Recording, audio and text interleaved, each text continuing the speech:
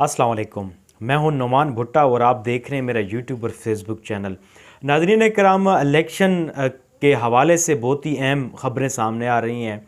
एक तरफ पाकिस्तान तहरीक-ए-इंसाफ और दूसरी तरफ PDM हुकूमत आपस में जो है वो गुत्थम गुत्था हैं और इलेक्शन ना करवाने के जो ताख़ीरी हरबे हैं PDM हुकूमत की जानिब से वो जारी हैं। एक तरफ इलेक्शन कमीशन ने गिला किया है कि वज़ारत ख़ज़ाना की जानिब से उनको जो मतलूबा रकम है इलेक्शन की वो जो है वो मुहैया नहीं की जा रही है, उसकी यकीन दहानी नहीं कराई जा रही। और दूसरी जानिब जो है वो अफरादी क़ुव्वत के हवाले से भी उन्होंने सवालात उठाए हैं कि अफरादी क़ुव्वत भी हमें मुहैया नहीं की जा रही। इसके साथ साथ बहुत अहम डेवलपमेंट ये हुई है कि FC और रेंजर्स हुकाम ने इलेक्शन में जो है वो अपने एहलकार ड्यूटी पर मामूर ना करवाने की दरख्वास्त की है। तो इस किस्म के जो ताख़ीरी हरबे हैं उससे ज़ाहिर है कि इलेक्शन कमीशन को जवाब बनता है और वो इलेक्शन करवाने में बिल्कुल संजीदा नज़र नहीं आ रहे हैं, जिस पर ज़ाहिर है कि एक कानूनी जंग भी शुरू है।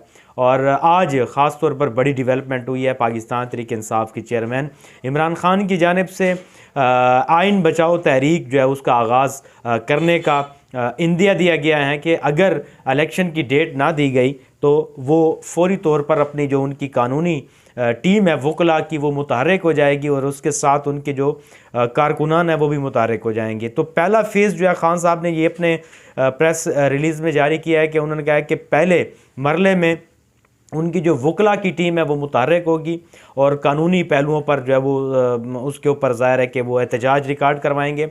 और इसके साथ साथ उन्होंने अपने कारकुनान को भी रेडी कहा है, उन्होंने कहा कि बिल्कुल जो है इसके ऊपर हम एहतजाज करेंगे।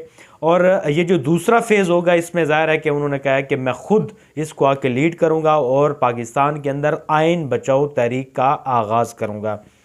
तो यूँ जो सूरत हाल है बड़ी एक पेचीदा हो गई है। एक तरफ PDM हुकूमत के जो ताख़ीरी हरबे हैं उनकी वजह से और दूसरा इमरान ख़ान जो है वो डटे हुए हैं एक जगह पे, उनके दरमियान जो है बिल्कुल जंग का समा है।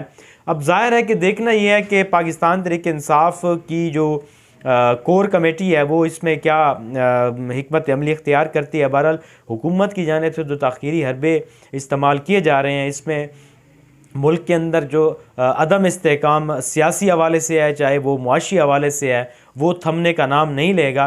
बड़ी अफसोसनाक ख़बरें मईशत के हवाले से भी सुनने को मिल रही हैं और सियासी अदम इस्तेहकाम इसकी मेन वजह है। जितने भी माहिर मईशियात हैं वो इस चीज़ पर ज़ोर दे रहे हैं कि पहले आपको चाहिए कि आप सियासी तौर पर मुल्क को जो है वो मुल्क के अंदर इस्तेहकाम पैदा करें ताकि जो आपकी इकॉनमी है वो बिल्कुल जो है वो एक जगह पर मुंजमद हुई पड़ी है। बल्कि आप देखें कि जो गरीब आदमी है उसकी ज़िंदगी के ऊपर अभी तो डायरेक्ट असर होगा। अभी आज की खबर है जो है वो बिजली की कीमतों में भी इजाफ़ा हो रहा है इस माह और अगले माह भी उससे डबल इजाफ़ा होगा और उससे अगला माह तो बिल्कुल उन्होंने कहा है कि इससे जो है वो ट्रिपल जो है वो रेट्स जो है वो बढ़ाए जाएंगे।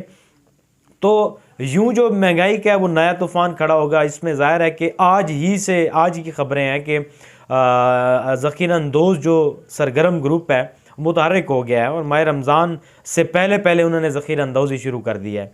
तो मुल्क के अंदर जो एक बिल्कुल हिजान पैदा हो गया है। हर इदारे के अंदर आप देखें कि एक बेयकीनी जिस तरह से बढ़ रही है तो मुल्क के लिए बहुत नुकसानदेह है। मेरे ख़्याल में अब वक्त आ गया है कि गवर्नमेंट पाकिस्तान को बिल्कुल इलेक्शन का ऐलान करना चाहिए और अपनी सियासत अपने मफादात हर चीज़ को पसे पर्दा डालकर सबसे पहले पाकिस्तान और पाकिस्तान के आइन की जो है वो बिल्कुल फर्माबरदारी और ताबेदारी हर एक पर लाजमी है ताकि पाकिस्तान अगर सलामत है, पाकिस्तान अगर मौजूद है, पाकिस्तान अगर सेहतमंद है तो आप लोग भी फलेंगे फूलेंगे, आप लोगों की सियासत भी चलेगी, आप लोग जो है वो इक़्तिदार में दोबारा भी आएंगे। खुदा ना खास्ता अगर पाकिस्तान इस किस्म के ख़तरात में डूब गया कि दोबारा आप उसको बहाली की तरफ आना मुश्किल हो जाएगा तो मेरे ख़्याल में ये आपके लिए बहुत ही तशवीशनाक बात होगी कि आप जानते बूझते हुए अपने